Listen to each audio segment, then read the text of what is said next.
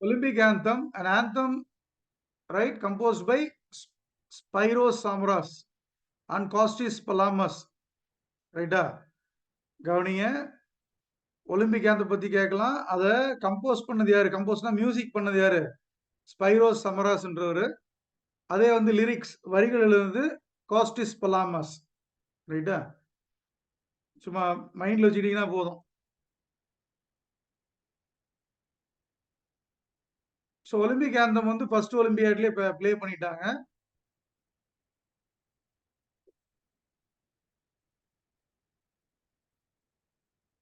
ஆனா official decision taken by official anthem 1958ல 1960ஸ்ல இருந்து மட்டும்தான் என்னது ஒலிம்பிக் ஆந்தம் ஓப்பனிங் செரமனில வாசிக்கப்பட்டது பேக்ரவுண்ட்ல. அப்போ ஒலிம்பிக் ஆந்தம் ஃபர்ஸ்ட் ஒலிம்பிக்ஸ்ல இருந்தே இருக்கு. ஆனா 1960ல தான் அபிஷியலா ஓப்பனிங் செரமனில கொண்டு வர்றாங்க. Lighting of Olympic flame, Olympic தீபம் இருக்கு இல்லையா? ஒலிம்பிக் தீபம் வந்து முதல்ல ஏத்துனது எந்த ஒலிம்பிக்ஸ்? 1928 ஒலிம்பிக்ஸ். அப்ப பாருங்க, அதாவது இன்னைக்கு இருக்கக்கூடிய மாடர்ன் இதுல ஒவ்வொரு ஒலிம்பிக்ஸ்லயும் கொஞ்சம் கொஞ்சம் ஒவ்வொரு சேஞ்ச் நடந்துகிட்டே வந்திருக்கு.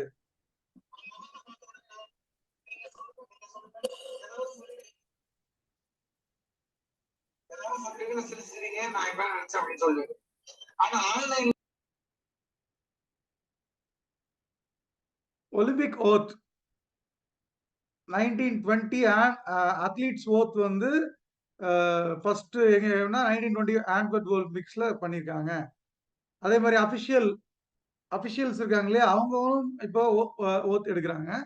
ஸோ அவங்க வந்து பாத்தீங்கன்னா 1972 முனிச் ஒலிம்பிக்ஸ். இது ரெண்டு மட்டும் பாத்துங்க.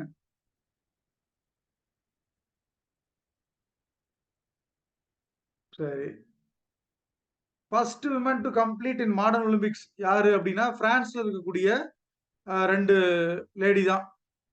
யாருன்னா மிஸ்ஸஸ் ப்ரோஹி அண்ட் ஒஹினியர். அவங்க ரெண்டு பேரும் என்ன பண்றாங்க? They are the first one to play croquet. croquetனா ஏதாவது ஐடியா இருக்கா? croquet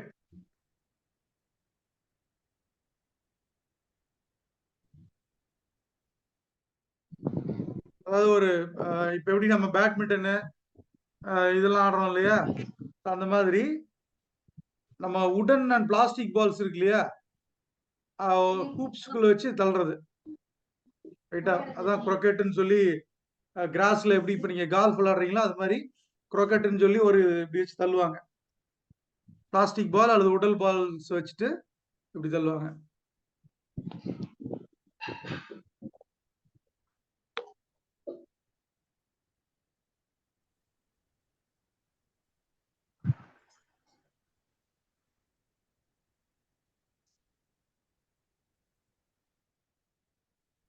ஸோ 1904ல பாத்தீங்க அப்படின்னா ஒவ்வொரு ஒலிம்பிக்ஸா பார்த்துட்டே வர்றோம் நம்ம இல்லையா? ஸோ ஃபர்ஸ்ட் மொதல் 3 பிளேஸுக்கு கோல்டு, சில்வர் அண்ட் பிரான்ஸ் கொடுத்தது எது? 1904ல தான் ஃபர்ஸ்ட் 3 பிளேசஸ்க்கு. 1904ல தான் டெக்காத்லான் 10 ஈவெண்ட் இருக்கு இல்லையா, அந்த 10 ஈவெண்ட்டும் வந்து உள்ள கொண்டு வந்தாங்க. பாக்ஸிங்கு, ஃப்ரீ ஸ்டைல் ரெஸ்லிங் இதெல்லாமே கொண்டு வந்தாங்க. எந்த ஒலிம்பிக்ஸ்ல வந்து மேரத்தான் டிஸ்டன்ஸ் எவ்வளவு? 42.195 meters. ஓகே, அது எந்த ஒலிம்பிக்ஸ்ல ஃபிக்ஸ் பண்ணாங்க? 1908 சார். ஏன் 1908 அப்படின்னு பாத்தீங்கன்னா, அதாவது பாருங்க, அது ரவுண்டா 42 கிலோமீட்டர் வச்சுட்டு போக வேண்டியதானே, அது எதுக்கு 195 மீட்டர்ஸ் பாத்தீங்கன்னா, நம்ம 42 கிலோமீட்டர்ஸ் தான் வச்சாங்க. ஆனா அந்த லண்டன்ல நடந்ததுனால, ஸோ என்ன அப்படின்னா, லண்டன் ஒலிம்பிக்ஸ்ல நடக்கும்போது அந்த ஃபினிஷ் வந்து நம்ம அபிஷியல் இவங்க பேலஸ், அவங்களுடைய யூகே குவீன் இருக்காங்க இல்லையா, அந்த பேலன்ஸ் லண்டன் பேலஸ் ராயல் பாக்ஸ்குள்ள வரணும், ரைட்டா? ஸோ அப்போ அந்த ராயல் பாக்ஸ்குள்ள வரும்போது அந்த டிஸ்டன்ஸ் 195 மீட்டர்ஸ் எக்ஸ்ட்ரா ஆட் பண்ணிட்டாங்க. அவ்வளோதான், வேற ஒன்றும் இல்லை. அப்புறம் 1924 இருந்து அபிஷியல் ஆயிடுச்சு.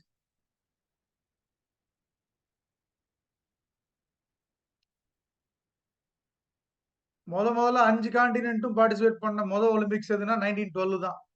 இதெல்லாம் கொஞ்சம் கொஞ்சம் முக்கியமான இன்ஃபர்மேஷன் நீங்க ஞாபகம் வச்சுக்கங்க. ஃபர்ஸ்ட் 5 கான்டினென்ட்ல இருந்தும் எல்லா கண்ட்ரியும் பார்ட்டிசிபேட் பண்ணுது. அதாவது 5 கான்டினென்ட்ல இருக்கக்கூடிய கண்ட்ரியும் இல்லையா? அதே மாதிரி 1912 தான் ஃபர்ஸ்ட் ஜப்பான் பார்ட்டிசிபேட் பண்ணுது. முதல்ல ஒலிம்பிக் பிளாக் ஏத்துனது எதுன்னு பாத்தீங்கன்னா 5 ரிங்கும் வச்சு 5 பண்ணுது அப்படின்னாக்க 1920 தான். ஸோ அந்த ஒலிம்பிக் பிளாக் 5 இப்ப இன்னைக்கு பாக்குறோம் இல்லையா, 5 ரிங்கு 5 கான்டினென்ட்டையும் ரெப்ரசென்ட் பண்ணக்கூடிய அந்த 5 ரிங்க் இல்லையா? ஸோ அதை டிசைன் பண்ணது யாரு? டிசைன் பண்ணது யாருன்னு பாத்தீங்க அப்படின்னாக்க பியர் டி கூப்பர்டின் தான். கூப்பர்டின் இருக்காரு இல்லையா, அவருதான். யார் eldest shooter, I mean eldest medal winner? 72 வயசுக்காரர் ஸ்வீடிஷ் ஷூட்டர் ஆஸ்கார் ஸ்வான்ங்கிறவர் தான் வந்து பாருங்க, team double shot running deer. அப்பெல்லாம் பாத்தீங்கன்னா ஓரமான சுடுவாங்க, கரெக்டா? உண்மையான புறாவை பறக்க விட்டு பண்ணுவாங்க. இப்பெல்லாம் அதை மாத்திட்டாங்க, எல்லாமே என்னது சிந்தட்டிக்கா கொண்டு வந்துட்டாங்க.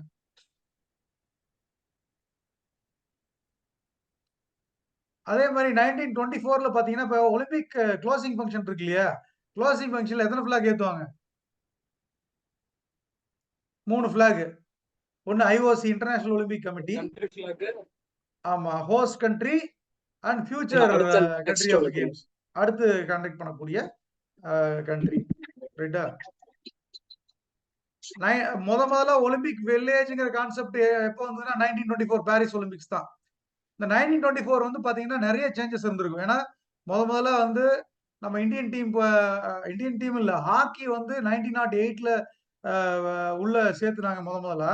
ஆனா அதுக்கப்புறம் என்ன பண்ணாங்க, தூக்கிட்டான். 1924ல நீ இன்டர்நேஷனல் ஒலிம்பிக் கமிட்டியே இல்ல, ஹாக்கிக்குன்னு தனியா உனக்கு அசோசியேஷனே கிடையாது, அப்படி இல்லைன்னா அந்த எந்த கேமையும் நாங்க அலோவ் பண்ண மாட்டோம் அப்படின்னு சொல்லிட்டான். அப்புறம் தான் FIH இன்டர்நேஷனல் ஹாக்கி ஃபெடரேஷன் 1925ல ஆரம்பிச்சாங்க.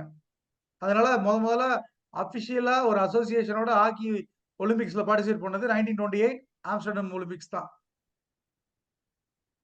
அதே மாதிரி முதல்ல ஒலிம்பிக் தீபம் ஏத்துனாங்க இல்லையா, அது வந்து ஒலிம்பிக் தீபம் வந்து 1928 தான். அந்த ஒலிம்பிக் தீபம் ஏத்துறோம்ல, அதுக்கு பேர் என்ன? சட்டி வச்சு இப்படி ஏத்துவீங்களா, அதுக்கு பேர் என்ன? ஃப்ளேம்னா தீபம்ங்க. கால்ரன். அதுலயே இருக்கு. இங்க பாருங்க, அதாவது நீங்க நாளைக்கு நல்லா நான் வச்சுங்க, கால்ரான் எழுதியிருக்கா? கால்ரான்னா ஒலிம்பிக் தீபம் ஏத்தக்கூடிய அந்த பிளாட்ஃபார்ம், சட்டி மாதிரி வச்சிருப்பாங்க இல்லையா, அதுக்கு பேரு கால்ரான், ரைட்டா? நீங்க ஸ்கூல்லயோ காலேஜ்லயோ ஸ்போர்ட்ஸ் டே ஆர்கனைஸ் பண்றீங்கன்னா அதை கால்ரான்னு சொல்லி பழகுங்க, ரைட்டா? ப்ரொஃபஷனலா இருக்கு.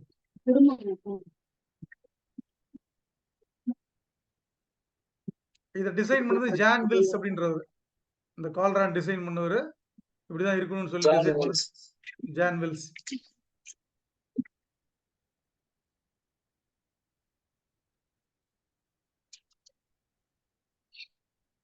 அதே மாதிரி பாத்தீங்க அப்படின்னா 1936 டார்ச் ரிலே. டார்ச் வந்து ஏத்துனது 1928 இல்லையா? ஆனா ரிலே இப்ப ஓடுறாங்கல்ல, எங்க ஏன்ஷியன்ட் இதுல இருந்து நமக்கு உள்ள முதல்ல ஏத்துறாங்க, ஏத்தி அந்த ஒலிம்பிக் தீபம் எல்லா கண்ட்ரியும் போய் சுத்திட்டு வந்து கடைசியா வந்து ஒலிம்பிக் ஸ்டேடியத்துல ஏத்துறாங்க. ஆனா அதுக்கு முன்னாடி அந்த உள்ள ரிலே இருக்கு இல்லையா, அந்த ரிலே இன்ட்ரோடியூஸ் பண்ணது வந்து பாத்தீங்கன்னா 1936. அப்ப அந்த 1936ல டார்ச் லைட் பண்ணிட்டு ஒலிம்பியால டார்ச் லைட் பண்றாங்க. 7 கண்ட்ரி முதல்ல சுத்தி வருது. Greece, Bulgaria, Yugoslavia, Hungary, Czechoslovakia, Austria and Germany. 3000 kilometre தாண்டி அது சுத்தி வந்து, ரைட்டா? அதே மாதிரி 1936 தான் முதல்ல டிவில பிராட்காஸ்ட் பண்றாங்க. அதே மாதிரி மென் ஹேண்ட்பால் அண்ட் பாஸ்கெட் பால் வந்து ஃபர்ஸ்ட் இன்ட்ரோடியூஸ் பண்றாங்க. 44 என்ன இல்ல, கேம் நடக்கல. First World War. Due to Second World War. ஆமா.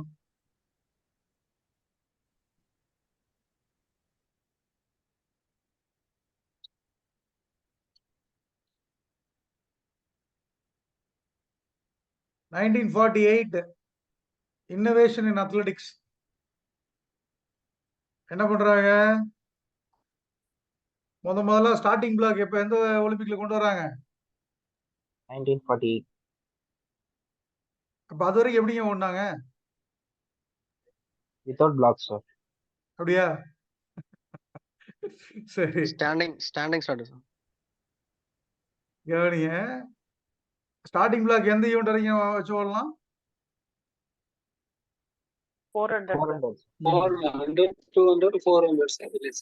Up to 400, sir. Adults, Short distance 400 meters, adults, ஆமா. relay, இதெல்லாம் short include ஆகும், sir. distance okay. ஃபர்ஸ்ட் 6 அத்லீட்ஸ்க்கு வந்து டிப்ளமா கொடுத்தாங்க ஃபர்ஸ்ட் 1948ல. அதே மாதிரி covered Olympic pool, swimming pool. முன்னாடி ஓப்பன்ல வச்சு நடத்திட்டு இருந்ததை கவர்ட் ஸ்விம்மிங் பூலை கொண்டு வந்தாங்க. அதே மாதிரி first commemorative coin Olympic games வந்து 1951-52ல கொண்டு வந்தாங்க. அதே மாதிரி ரஷ்யாவும் இஸ்ரேலும் முதல்ல ஒலிம்பிக்ஸ்ல 1952ல தான் பார்ட்டிசிபேட் பண்றாங்க. அப்போ 1952 எப்போ வர்றான் உள்ள Russia? 1950 USSR, united states of Soviet ரஷ்யான்னு இருந்தது. அப்போ ஃபென்சிங்ல வந்து electric fencing, foil fencing introduce பண்ணிட்டாங்க.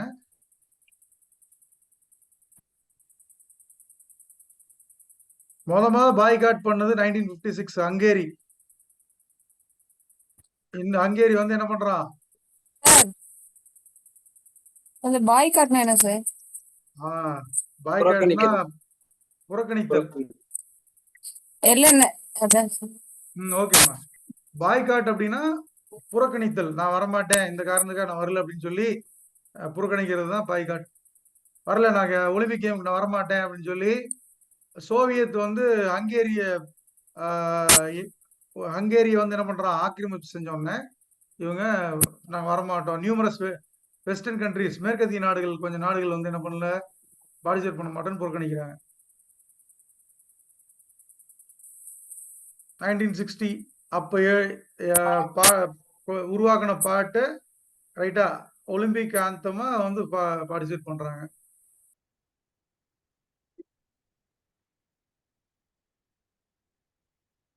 சரி, எந்த ஒலிம்பிக்ஸ் வந்து முதல்ல ஒரு ஏசியன் கண்ட்ரி அவார்ட் ஆச்சு? Sir, Asian country. முதல்ல எந்த ஒலிம்பிக்ஸ் வந்து ஏசியால நடத்தினாங்க?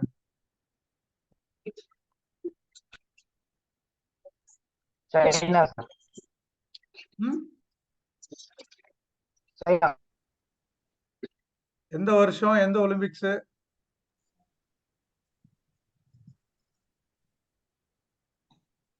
முதலாக எந்த ஒலிம்பிக்ஸ் வந்து ஒரு ஆசியா கண்டத்தில் இருக்கக்கூடிய ஒரு நாட்டில் நடந்துச்சு? முதல்ல ஆசியாவுக்கு அப்பதான் வந்து வருது ஒலிம்பிக்ஸ். 1896ல ஆரம்பிச்சது, கிட்டத்தட்ட ஒரு 64 வருஷம் கழிச்சு வருது. Japan, 1960. 1964. 1964. ஆமா Japan. ஆமா. என்ன பண்றாங்க? அந்த ஒலிம்பிக் டார்ச்ச ஏத்துறாங்க. எப்படி ஏத்துறாங்க பாத்தீங்கன்னா, ஜப்பான் மேல எப்ப குண்டு போட்டாங்க? 1945 ரைட்டா, ஆகஸ்ட் 6. அப்போ அன்னைக்கு பாம் போட்டு நிறைய பேர் இறந்து போனாங்க. ஆனா அன்னைக்கு பிறந்து அந்த பாம் போட்ட நாள் பிறந்த குழந்தைய வச்சு என்ன பண்ணிருக்காங்க? ஒலிம்பிக் டார்ச்ச ஏத்திருக்காங்க. யோஷினோரி சகாய் அப்படிங்கிற ஒரு ஸ்டூடெண்ட் வச்சு ஏத்திருக்காங்க. Judo men, volleyball men and women 1964ல இன்ட்ரோடியூஸ் ஆகுது. அதே மாதிரி விமனுக்கு வந்து ஃபர்ஸ்ட் டீம் ஸ்போர்ட் வாலிபால் தான். அதே மாதிரி போல் வால்ட்டுக்கு வந்து ஃபர்ஸ்ட் ஃபைபர் போல் இன்ட்ரடியூஸ் பண்றாங்க. முதல்ல வந்து ஒரு டோப் டெஸ்ட் 1968 ஒலிம்பிக்ஸ்ல தான் வந்து இன்ட்ரடியூஸ் பண்றாங்க. அதே மாதிரி டார்டான் சிந்தட்டிக் மெட்டீரியல் அத்லெட்டிக் ட்ராக்ல யூஸ் பண்றாங்க 68. இந்த 72 உங்களுக்கு கேட்கலாம். பிளாக் செப்டம்பர் அப்படின்னு சொல்லுவாங்க. கேள்விப்பட்டிருக்கீங்களா? கேள்விப்பட்டேன் சார். சார். ஹீரோஸ் பாலஸ்தீனர்களுக்கு ஆ, ரூம்ல வச்சு அதாவது சுட்டுருவாங்க சார். விடிய காலம். கவனிங்க, அரப் மிலிட்டன்ஸ் சொல்றாங்களா, அரேபிய மிலிட்டன்ஸ் வந்து ரைட்டா 8 பேர் ரைட்டா உள்ள பூந்து ஒலிம்பிக் வில்லேஜுக்குள்ள பூந்து ஒலிம்பிக் ஆரம்பிக்கிறதுக்கு முன்னாடியே 11 இஸ்ரேலி இருக்காங்க இல்லையா, இஸ்ரேல் அத்லீட்ஸ கொண்டு போய் என்ன பண்ணிட்டாங்க, கடத்திட்டு போய் கொன்னுட்டாங்க. ஆனா அதுக்காக சரி ஒலிம்பிக் சரி போன் அடிக்குது பாரு பேசு. சோ இந்த 11 ஒலிம்பிக் அத்லீட்டை கொன்னதுனால அது என்ன சொல்றாங்க, பிளாக் செப்டம்பர் அப்படின்னு சொல்லி அனுசரிக்கிறாங்க.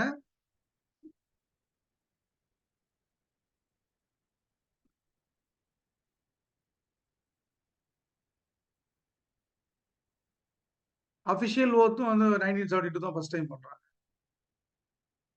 முதல்ல ஹாக்கி வந்து ஆர்டிபிஷியல் பிட்ச் சிந்தடிக் டர்ஃப்ல நடக்குது. Women basketball, handball and rowing introduce பண்றாங்க. 76ல ஆப்பிரிக்கன் கண்ட்ரிஸ் பாய்காட் பண்றாங்க. 80ல வந்து பாத்தீங்கன்னா அமெரிக்கன்ஸ் என்ன பண்றாங்க, 80 எங்க நடந்தது தெரியுமா? 1980 மாஸ்கோ சார். மாஸ்கோ. நம்ம கடைசியா கோல்டு மெடல் அடிச்சோம் இல்லையா, அந்த ஒலிம்பிக்ஸ். அப்ப அந்த அமெரிக்கன்ஸ் வந்து ஓகே. பாய்காட் பண்றாங்க. அமெரிக்கன் பாய்காட் பண்ண உடனே 84ல யூஎஸ்எல் நடக்குது ஒலிம்பிக்ஸ். அந்த ஒலிம்பிக்ஸ் என்ன பண்றான், ரஷ்யா வந்து பாய்காட் பண்றான். ஆனா இந்த ஒரு 1960 to 80 இருக்கு இல்லையா, இந்த இடைப்பட்ட காலத்துல வந்து அமெரிக்காவுக்கும் யாருக்கும் பனிப்போர் நடந்தது, ரஷ்யா. ரஷ்யா.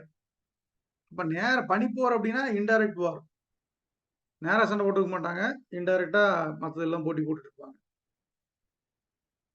அப்போ அந்த இன்டைரக்டா போட்டி போட்டுட்டு இருக்கும்போது என்ன ஆகுது அப்படின்னா, ஒலிம்பிக்ஸ் மட்டும்தான் டார்கெட்டா வச்சுக்கிட்டு என்ன பண்றாங்க, தே ஆர் மூவிங். அப்போ ஒலிம்பிக்ஸை டார்கெட்டா வச்சுட்டு மூவ் பண்ணும்போது என்ன ஆகுது அப்படின்னா, யார் அதிக மெடல் வின் பண்றாங்க அப்படிங்கிற ஒரு போட்டி வருது. நான் நிறைய மெடல் வின் பண்ணேன்னா நான் தான் உன்னோட சுப்பீரியர் அப்படிங்கிறத ப்ரூவ் பண்றதுக்காக என்ன பண்றாங்க, 2 கண்ட்ரியும் போட்டி போட்டு ஒலிம்பிக்ல அடுத்த அந்த சயின்டிபிக் மெத்தடாலஜி அடாப்ட் பண்றாங்க, கோச்சிங்க்கும் ட்ரைனிங்க்கும். அதனாலதான் 1960ல இருந்து 80 வரைக்கும் பாத்தீங்கன்னா அந்த 20 வருஷத்துல நிறைய நிறைய scientific advancements in sports research நிறைய நடந்தது. அந்த டோப்பிங் அதிகமா இருந்தது. அதே மாதிரி நிறைய டெஸ்ட் கண்டுபிடிச்சாங்க இல்லையா? சோ அதுதான் வந்து நீங்க மிக பிரதானமா பார்க்க முடியும். சார் பாய்காட்னா இப்ப அவங்க பார்ட்டிசிபேட் பண்ணலையா, என்ன பண்ணாங்க சார்?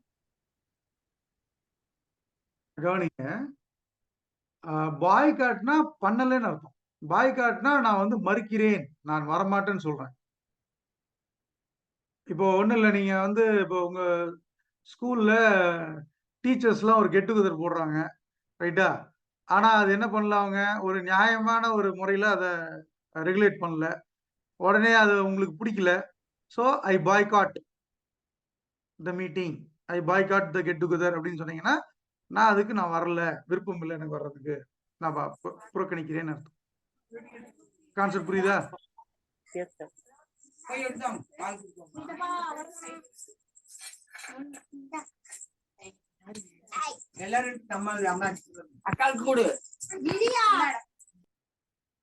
அதே மாதிரி பாத்தீங்கன்னா 84ல தான் வந்து விமன் மாரத்தான் இன்ட்ரடியூஸ் பண்றாங்க. அதே மாதிரி டிப்ளமாஸ் ஆஃப் ஆனர் ஃபர்ஸ்ட் 8 அத்லீட்ஸ்க்கு ஒவ்வொரு ஈவெண்ட்டுக்கு கொடுக்குறாங்க. 88 table tennis Seoul Olympics introduce பண்றாங்க. அதே மாதிரி டென்னிஸும் மறுபடியும் ரிட்டர்ன் ஆகுது. 64 வருஷம் கழிச்சு. ஸோ 19 72க்கு அப்புறம் 92 தான் வந்து பாய்காட் ஃப்ரீயா இருக்கு. 96ல பீச் வாலிபால் இன்ட்ரடியூஸ் பண்றாங்க. விமன் ஃபுட்பால் அதே மாதிரி 96ல இன்ட்ரடியூஸ் ஆகுது.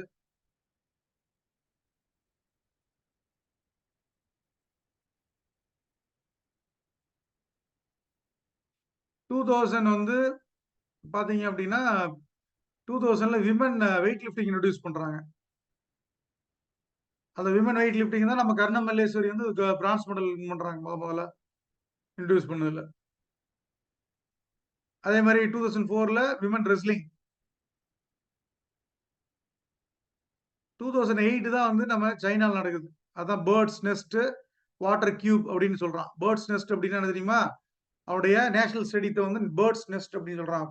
பறவைகளின் கூடுன்னு சொல்றான். அதே மாதிரி ஸ்விம்மிங் அவனுடைய நேஷனல் ஸ்விம்மிங் சென்டரை வாட்டர் கியூப் அப்படின்னு சொல்றான். நல்ல பெரிய ஆர்கிடெக்சர் நல்ல அழகா பண்ணியிருந்தான். 2012 அப்படின்னு பாத்தீங்கன்னா லண்டன் ஒலிம்பிக்ஸ் ரைட்டா. 2016 எங்க நடந்தது?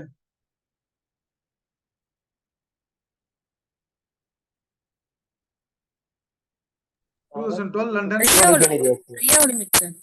Rio Brazil. Rio de 2020 Janeiro sir.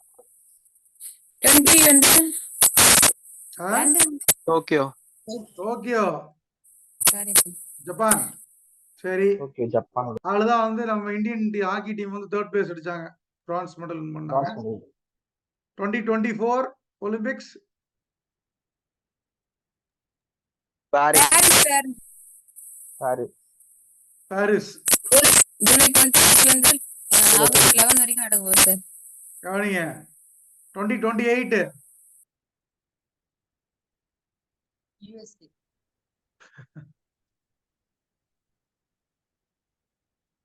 2028 London. USA Los Angeles USA. 2032 வந்து ஆஸ்திரேலியா பிரிஸ்பேன் ஆஸ்திரேலியா. நானும் எழுதி போடுறேன், நோட் பண்ணிக்கங்க. ஸோ 2024 பாரிஸ் நோட் பண்ணிக்கங்க. பிரான்ஸ்.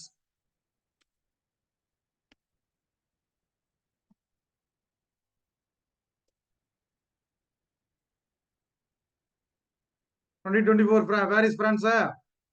2028 எங்க? Los Angeles USA.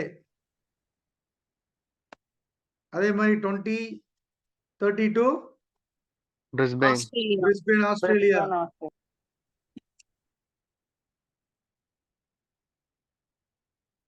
இப்போ 2036 எங்க நடக்க போகுது? இந்தியா. இந்தியா வந்து பிட் பண்றாங்க 4 சிட்டியில் நடத்துறேன்னு சொல்லிட்டு ரைட்டா. இந்தியா இஸ் ஆல்சோ, அதாவது இந்தியன் கவர்மெண்ட் 2036 ஒலிம்பிக்ஸை நாங்க நடத்த போறோம் அப்படின்னு சொல்லி அந்த போட்டியில கலந்துக்கிறாங்க. பட் இன்னும் ரிசல்ட் எதுவும் சொல்லல. எல்லா கண்ட்ரியும் அதுல இது பண்றாங்க, இன்னும் ஃபைனலைஸ் ஆகல.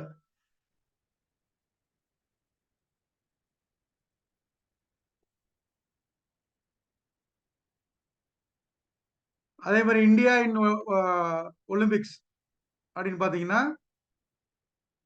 இந்த நார்மன் பிரிச்சர்ட் அப்படின்றவர் 1900 இந்தியா ஒலிம்பிக்ஸ், அதாவது இந்தியா வந்து இண்டிபெண்டன்ஸ் வர்றதுக்கு முன்னாடியே என்னது அவர் சும்மா இங்கிலாந்துல இருந்து, அப்ப இந்தியா 1900 சுதந்திரம் வாங்கிருச்சா வாங்கலையா?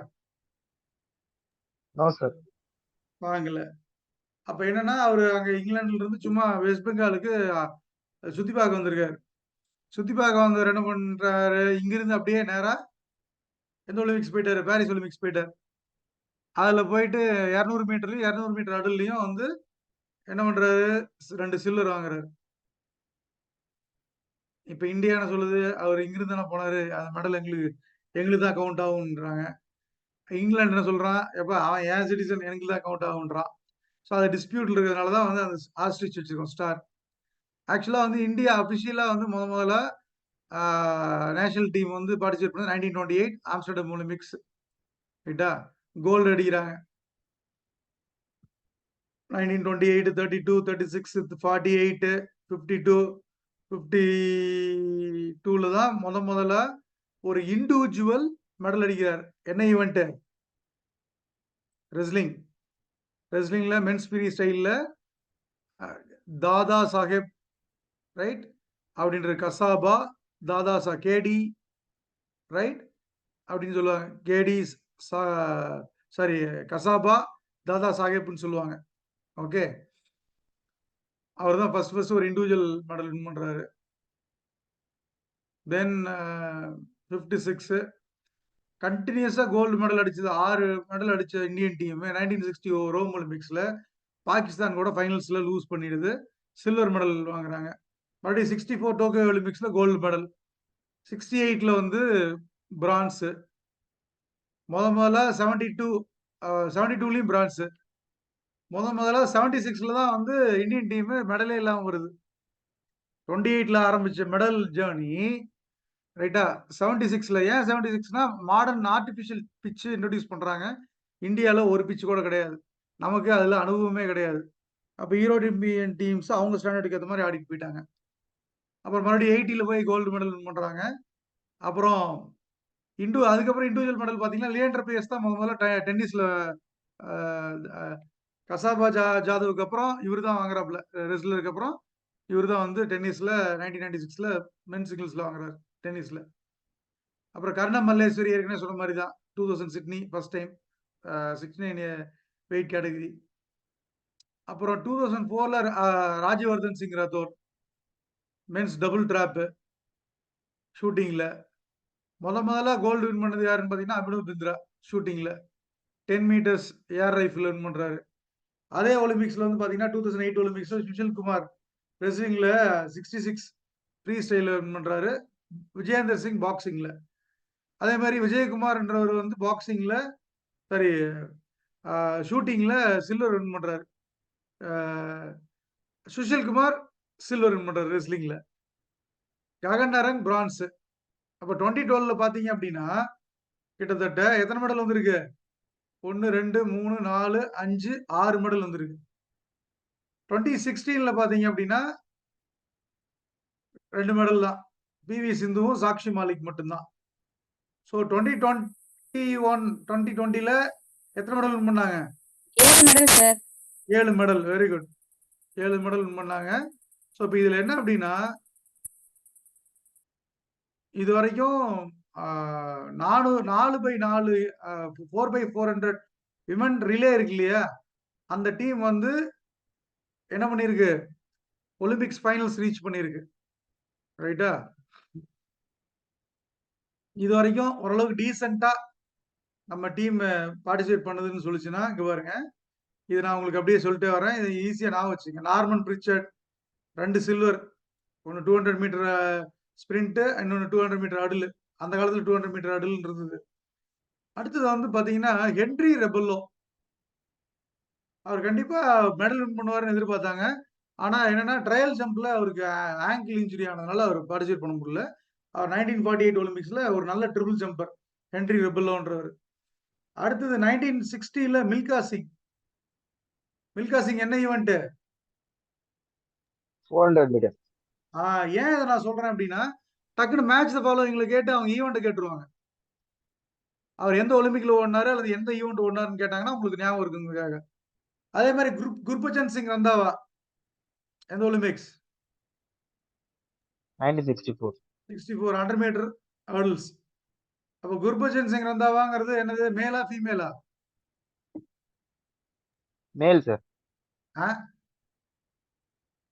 100 மீட்டர் ஹர்டிலுங்க.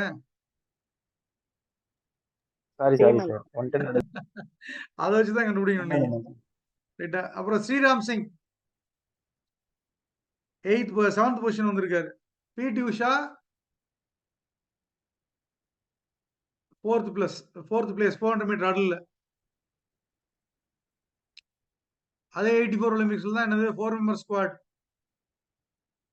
பிடி உஷா, எம்டி வல்சம்மா, வந்தனா ராவ், சைனி அப்ரஹாம் இவங்க எல்லாம் வந்து என்னது 7th பிளேஸ் பிடிச்சிருக்காங்க.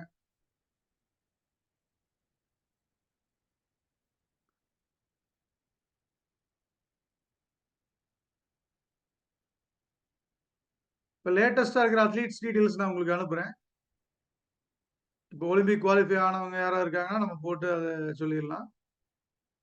ரைட்டா? ஐஓஏ இந்தியன் ஒலிம்பிக் அசோசியேஷன் எந்த வருஷம் ஸ்டார்ட் பண்ணாங்க? 1927.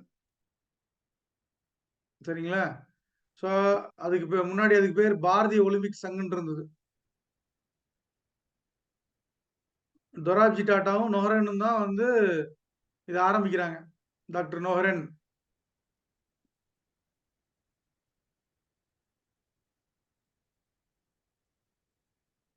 நைன்டீன் டுவெண்ட்டி ஆன்ட்வர்ப் ஒலிம்பிக்ஸ்க்கு 4 அத்லீட்டு 2 ரெஸ்லரை கூட்டிட்டு தொராப்ஜி டாட்டா அவரு புக் பண்ணி போறாரு. 6 அத்லீட் கூட்டு போறாரு.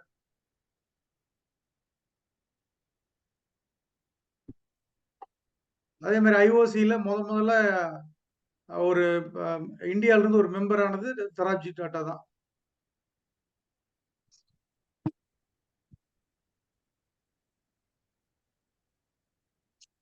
ஏன்னா இந்த சிலபஸ்ல வந்து பாத்தீங்கன்னா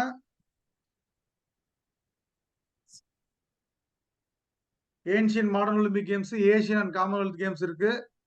அதே மாதிரி growth and development of physical education India இருக்கு. ஸோ ஐஎம்சிஏ அந்த சாய் அப்படிங்கிறது எல்லாமே இது வரும். மற்றதெல்லாம் காமன் காம்போனன்ட் தான். நம்ம அதை டிஸ்கஸ் பண்ணிக்கலாம்.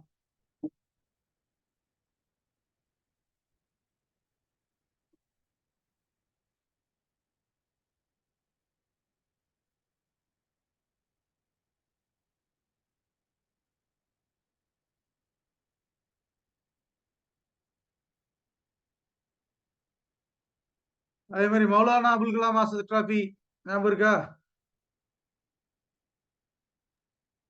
யூனிவர்சிட்டி பெஸ்ட் யூனிவர்சிட்டி தான். எந்த வருஷம்னா 56, 57 ரைட்டுங்களா? வின் பண்ற யூனிவர்சிட்டிக்கு வந்து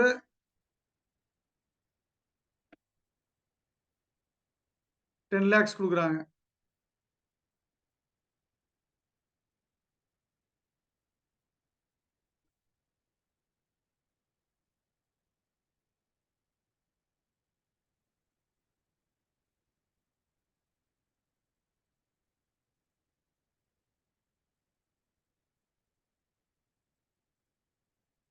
இப்ப 15 lakhs தானே சார் மௌலானா அப்துல் கலாம்? ஆமா, மாக்கா வந்து இப்ப 5 லட்சம் ரூபாய் ஏத்திருக்காங்க.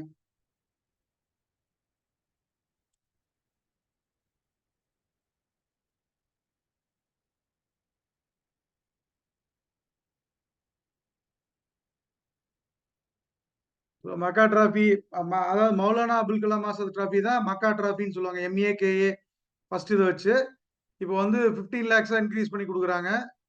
ஸோ அதே மாதிரி லாஸ்ட் டைம் 2023 வின் பண்ண யூனிவர்சிட்டி வந்து பாத்தீங்கன்னா குருநானக் தேவ் யூனிவர்சிட்டி. முதல்ல மாக்கா டிராபி வின் பண்ணது பாம்பே யூனிவர்சிட்டி.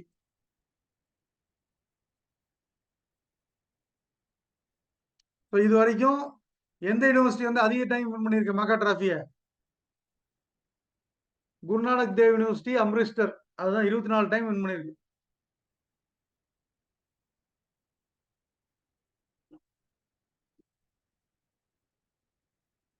GNDU குருநானக் தேவ் யூனிவர்சிட்டின்னு சொல்லுவாங்க. ஸோ ஒரு நல்ல ஸ்போர்ட்ஸ் கல்ச்சர் கூடிய ஒரு இன்ஸ்டியூட்.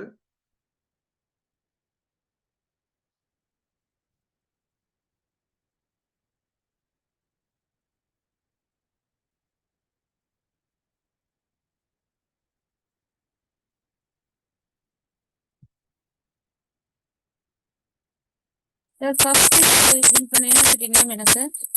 என்னமா? ஃபர்ஸ்ட் டைம் வின் பண்ண university name? Bombay university.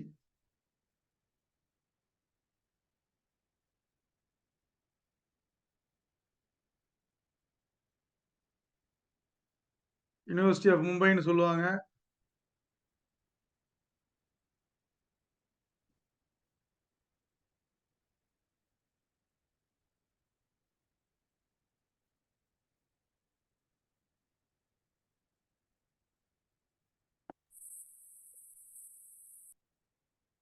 So உங்களுக்கு இந்த டீச்சர் லேர்னிங் இது வந்து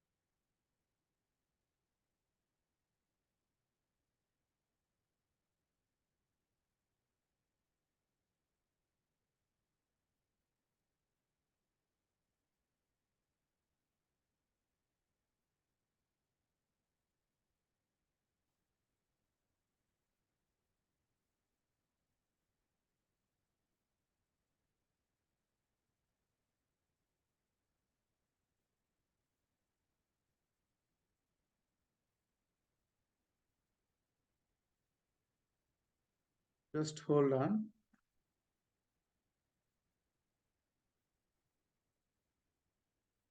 ஓகே ஃபைன். இப்போ நான் உங்களுக்கு இந்த ஃபர்ஸ்ட் யூனிட் இருக்கு இல்லையா, இப்போ பாருங்க. Development of facilitation in Greece, Athens Sparta நம்ம பார்த்தோம். ஸோ அதில் இன்னும் கொஞ்சம் இன்ஃபர்மேஷனை நான் என்ன பண்ணுறேன், உங்களுக்கு கண்டென்ட் ஏற்கனவே சொன்ன மாதிரி அனுப்பிடுறேன். ஸ்வீடன், ரஷ்யா, இங்கிலாந்து, டென்மார்க்கு, ஜெர்மனிலாம் நான் உங்களுக்கு அனுப்பிட்டு அது ஒரு ஸ்டோரி மாதிரி உங்களுக்கு சொல்லிடுறேன். ரைட்டா? So growth and development of facilitation India நம்ம பார்த்தோம். ரைட். இப்போ recreation, what in by recreation ரொம்ப சிம்பிளா சொல்லணும்னா, இதெல்லாம் காமனா உங்களுக்கு கேட்பான். நீங்க பெருசா நீங்க போட்டு மண்டையடிக்க தேவையில்லை. இதெல்லாம் வந்து எப்படி கேட்பான்னா காமனா கேட்பான். காமனா கேட்பான். நீங்க யோசிச்சு எழுதுற மாதிரி தான் இருக்கும். அப்ப ரெக்ரியேஷன் அப்படிங்கிறது என்னன்னா, useful expenditure of the free time, leisure time. Useful expenditure of leisure time தான் என்ன சொல்றோம், ரெக்ரியேஷன் சொல்றோம். ரைட்டா? ஒரு ரொம்ப சிம்பிளா ஓய்வு நேரத்தை உபயோகமாக கழித்தல். அது மீன் பிடிக்கிறதா இருக்கலாம், புக் ரீடிங்கா இருக்கலாம், இல்ல விளையாடுறது ஏதாவது. ரைட்டா? So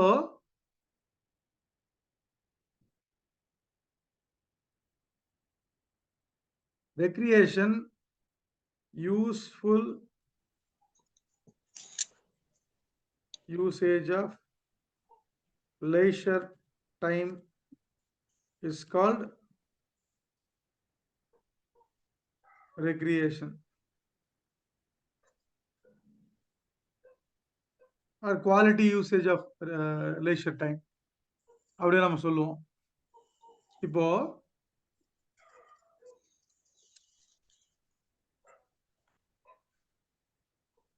recreational program for various categories of people இருக்கு. மாடர்ன் ட்ரெண்ட்ஸ் அண்ட் ரெக்ரியேஷன் என்ன, principles and characteristics and importance, இது எல்லாமே உங்களுக்கு நோட்ஸ் மாதிரி அனுப்பிடுறேன். அதை நீங்க படிச்சு பார்த்துட்டு சார் இது எனக்கு ஏதாவது டவுட் இருக்கு அப்படின்னு சொன்னாக்க then it's easy for you. அதே மாதிரி தான் வெல்னஸ். இப்போ வெல்னஸ் பத்தி ஒரு கொஸ்டின் கேட்டிருந்தான் இல்லையா? வெல்னஸ் பத்தி கேட்டிருந்ததுல பாருங்க,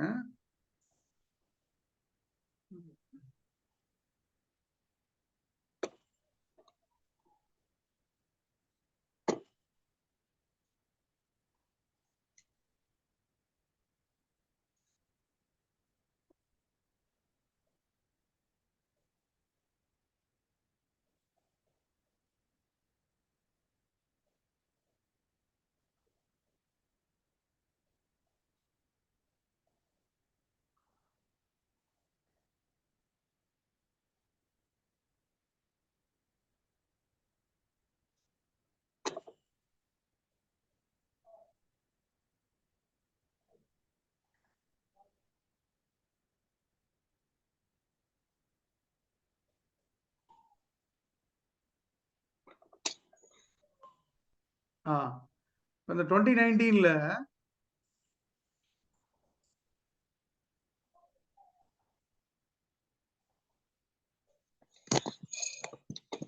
இதுதான் கொஸ்டின் இல்லையா?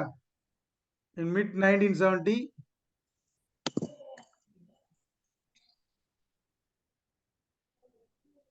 the term wellness was adopted by டன்னா, ரோடெல்லா, டிராவிஸா, ஹெல்ட்ரான்னு கேட்டிருக்கான். இப்போ நம்ம என்னன்னா S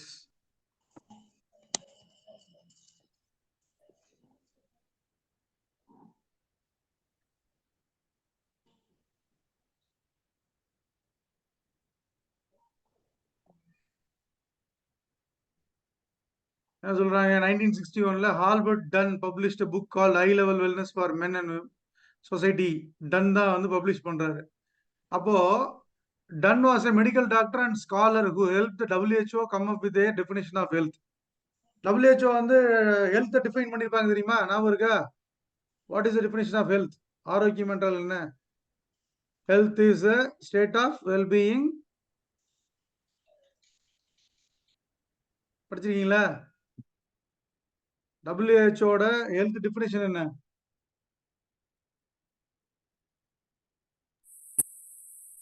Physical, mental, moral. mental health, social health, Physical, mental, moral. morality of something or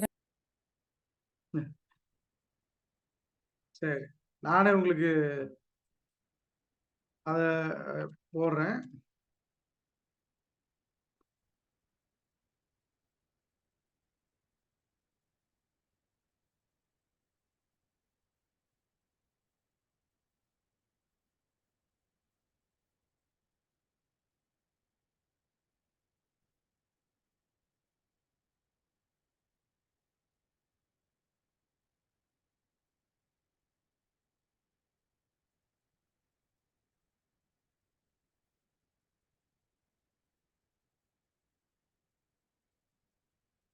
So this is the definition of health.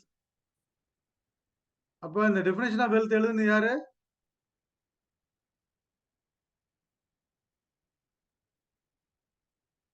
யார் எழுதுனாங்க?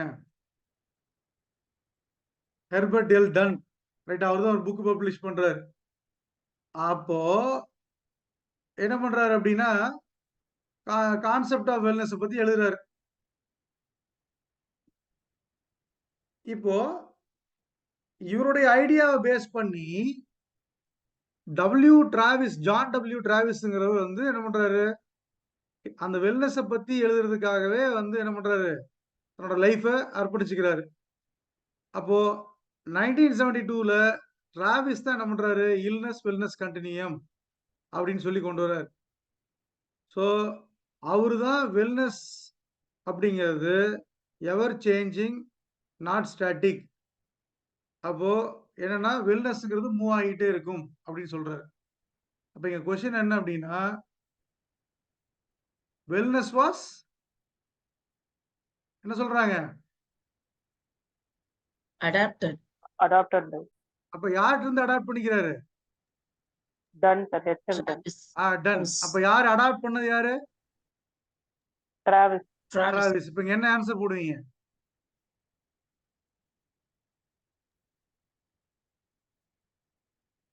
ஆன்சர் என்ன போடுவீங்க? done Travis H.L. தான் done போடுவீங்க. sir. done by ஏன்னா Travis வந்து 1972ல தான் பண்ணாரு. ஆமா, ஆனா அடாப்ட் பண்ணது யாரு? டன் கிட்ட இருந்து அடாப்ட் பண்ணிட்டாரு இல்லையா, அவருதான் டிராவிஸ். டிராவிஸ் தான் வந்து காயின்டு பை யாரு? டன்.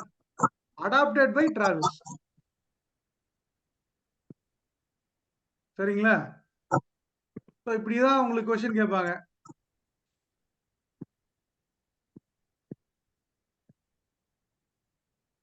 அதே மாதிரி அந்த 6 டைமென்ஷன்ஸ் ஆஃப் வெல்னஸ் ஒன்னு இருக்கு. அதை யார் எழுதுனாங்கன்னு பாத்தீங்கன்னா 1976ல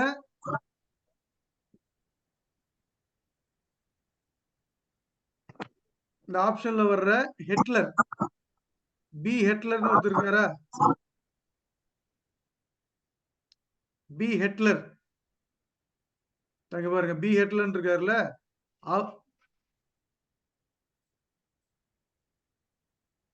சோ அவருதான் வந்து டைமென்ஷன்ஸ் Screen ஆஃப் குள்ள தெரியல sir. என்னமா Screen குள்ள தெரியல sir. ஸ்கிரீன்ல அது இப்ப தெரியும். கரெக்டா? இப்ப தெரியுது. ஸோ டைமென்ஷன்ஸ் ஆஃப் வெல்னஸ் அதை வந்து எழுதுறாரு.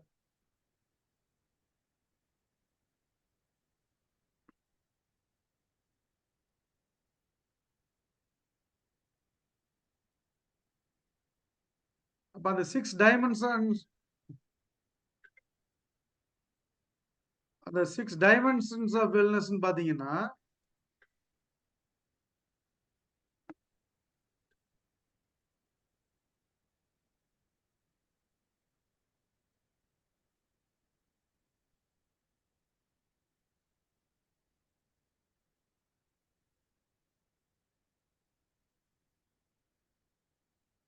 இந்த 6 டைமென்ஷன்ஸ் ஆஃப் வெல்னஸ் நோட் பண்ணிக்கங்க. இதெல்லாம் physical, social, intellectual, spiritual, emotional, occupational. இந்த 6 தான் என்னது 6 டைமென்ஷன்ஸ் ஆஃப் வெல்னஸ். இது எழுதுனது யாருன்னு பாத்தீங்கன்னா ஹெட்லர். ஹிட்லர் இல்ல, ஹெட்லர், பி ஹெட்லர் அப்படிங்கிற ஒரு பிசிஷியன். ஹெட்லருங்கிற ஒரு பிசிஷியன் எழுதியிருக்கார்.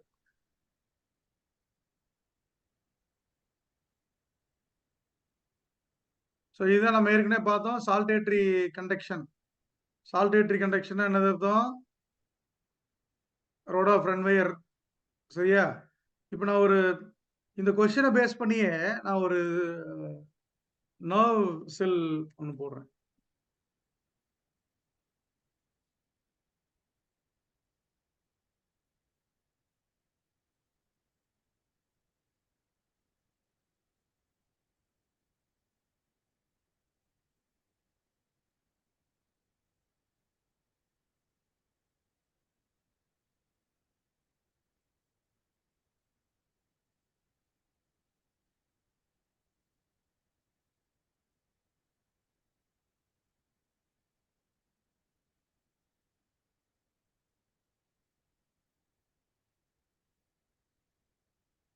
ரைட்.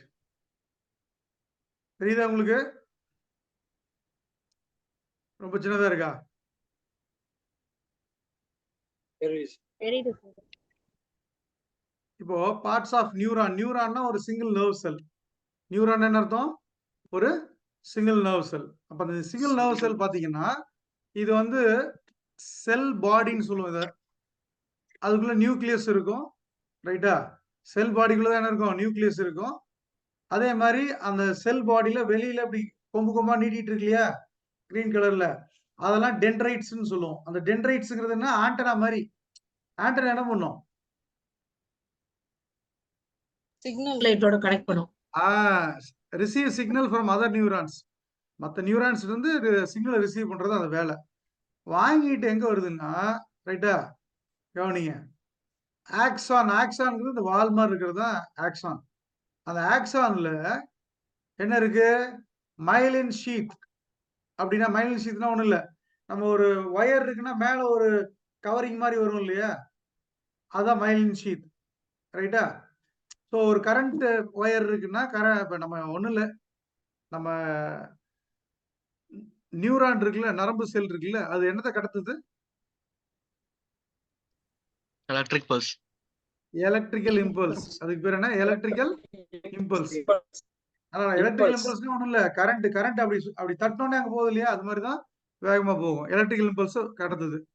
சரி. அந்த எலக்ட்ரிக்கல் இம்பல்ஸ் கடத்தும் போது இங்க நோட் ஆஃப் ரன்வயர்னு இருக்கும். இது மைலின் ஷீத். ரைட்டா? இதுக்கு இந்த உள்ள ரெட் ரெட்டா இருக்குது என்னது? Schwann cell. அதுக்கு பேர் என்ன? Schwann cell. Axon terminal. டெர்மினல்னா முடிவு.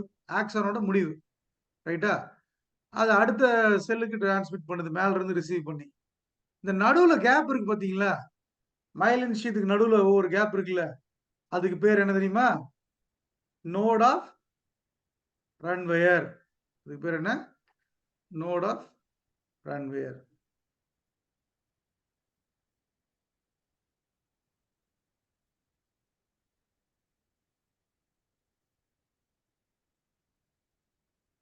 அந்த நோட் ஆஃப் ரன்வயர்ங்கிறது என்ன அப்படின்னா,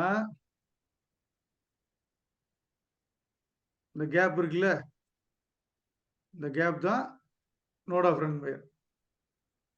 அப்ப இந்த நோட் ஆஃப் ரன்வயர் என்ன பண்ணும் அப்படின்னா, அந்த எலக்ட்ரிக் இம்பல்ஸ் இதுல இந்த குழியில் விழுந்து ஜம்ப் ஆகி போகும். அந்த ஜம்ப் ஆகி போறதுக்கு தான் என்னது? சால்டேட்டரி கண்டக்ஷன் சொல்றோம் இல்லையா? சால்டேட்டரி கண்டக்ஷன் புரியுதா இப்போ?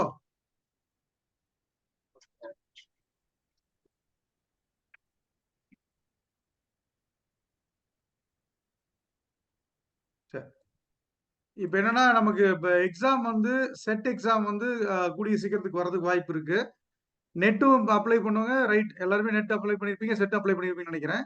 இந்த செட்டுக்கு வந்து நான் என்ன பண்றேன், எவ்வளவு குயிக்கா வந்து ஃபர்ஸ்ட் அண்ட் செகண்ட் பேப்பரை உங்களுக்கு ஷார்ட் டேர்ம்ல அந்த எக்ஸாமுக்கு ஏத்த மாதிரி உங்களுக்கு ப்ரிப்பேர் பண்ண முடியுமோ நான் பண்ணிடுறேன். சோ அதோட ஃபாலோ அப்பா நம்ம நெட் எடுத்துட்டு போயிடலாம். 7ஆம் தேதி செட் எக்ஸாம் சார். ஆமா ஆமா. 7ஆம் தேதி SET exam sir. Yes yes. அதனால என்ன பண்றேன் அப்படின்னா கன்ஃபார்மா 7th இருக்குமா சார்? இல்ல சேஞ்சஸ் வருமா சார்? கன்ஃபார்ம் இன்னைக்கு டேட் போட்டிருக்காங்க. ஹால் டிக்கெட் அனுப்புவோம் அப்படின்னு இருக்காங்க. 7th இருக்கிறதுக்கு வாய்ப்பு இருக்கு. இப்ப அதனால வந்து நீங்க நமக்கு ஒரு ஷார்ட் கேப்சூல் மாதிரி கடன்னு என்ன பண்றேன், உங்களுக்கு அந்த கொஸ்டின் பேப்பர்ஸ் இருக்கு இல்லையா, அதோட சேர்த்து யூனிட்டை கனெக்ட் பண்ணி நம்ம கொண்டு போயிடுறோம். இன்னைக்கு பண்ண மாதிரியே நம்ம கொண்டு போயிடுவோம். சரியா? நாளைக்கு வந்து நீங்க கொஞ்சம் ஏர்லியரா கிளாஸுக்கு வர முடியுமா? Yes sir. Okay sir. Okay. ஒரு 7க்கு ஸ்டார்ட் பண்ணலாமா? Yes sir. Okay sir. அதாவது என்னன்னா என்ன பண்றேன் அப்படின்னா 7 to 7:45 or 8 1 hour ஒரு half an hour பிரேக் விடுறேன். மறுபடியும் ஒரு 45 மினிட்ஸ் நீங்க சாப்பிட்டு ரிலாக்ஸ் பண்ணிட்டு கூட ஒரு 45 மினிட்ஸ் நீங்க வந்து அட்டன் பண்றதுனா பண்ணலாம். அப்படி பண்ணா உங்களுக்கு கொஞ்சம் ஏன்னா கண்டினியூஸா உட்கார்றதுனால உங்களுக்கு இது அப்சர்வேஷன் இருக்காதுன்னு நினைக்கிறேன். Okay sir. எப்படி ஃபீல் பண்றீங்க? ரொம்ப இல்லைங்க சார். இழுத்தே போகுதா? ஏன்னா நான் சொல்றது எல்லாமே இம்பார்ட்டன்ட் பாயிண்ட். நீங்க காதால கேட்கறதோட வச்சுக்கிட்டு ஒரு பேனா வச்சுட்டு நீங்க டக்குன்னு ஹிண்ட்ஸ் மாதிரி எழுதிட்டே போயிருங்க. ஸோ அப்படி போயிட்டீங்கன்னா இட் இஸ் ஈஸி. திரும்ப பார்க்கும்போது உங்களுக்கு அது ஞாபகம் வரும். ஏன்னா அந்த ஞாபகத்தை வச்சே நீங்க எழுதிட்டு போயிடலாம். நீங்க மண்டையை போட்டு உடைக்கலாம் வேண்டாம். நம்ம அழகா உங்களுக்கு அந்த சின்ன ஒரு ப்ரிப்பரேஷன்ல பெஸ்டா எப்படி பெர்ஃபார்ம் பண்றதுங்கிறத நான் கொண்டு போயிடுறேன். சரியா? சரி. அப்ப நாளைக்கு நம்ம 7 o'clock மீட் பண்றோம் ரைட்டுங்களா? Will meet tomorrow. Thank you, sir. Thank you, sir. Thank you sir. Thank you all of you.